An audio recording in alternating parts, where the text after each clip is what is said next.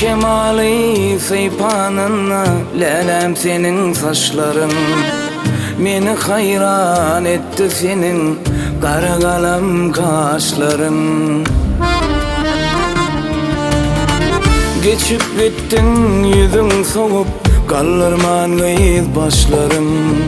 Düşünsene ey gayet görürsüm gelyer seni. Geçip gittin yüzün soğup kaldırman gayet başlarım. Düşünsene ey gayet görürsüm gelyer seni. Gece çıksan aşık sana tedayın bölüğü. Boşlarına da kınıpsın altından bileziği. Ehvadım seninkidir, sen avadım maralı. Günü gece aydık bürüsüm gel ya seni.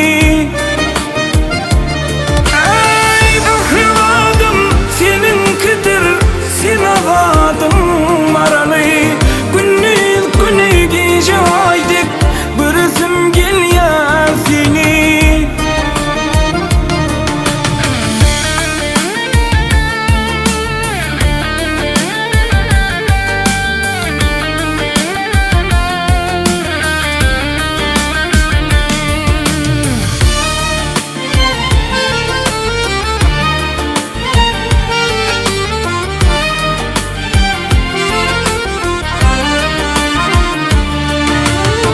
Aşkın temiz lezzetini duydum sen sevimde men.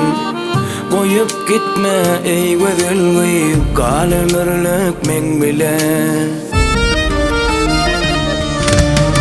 Toy tutalı nikalaşıp bağı döydü biz bile. Ellerin bir bağ töyünne görürsüm gelyer seni. Toy tutalı nikalaşıp bağtayınne bildiler. Ellerin bir bağtayınne görürsüm gelyer seni. Gece çıksan aşık sana tedayın bölü.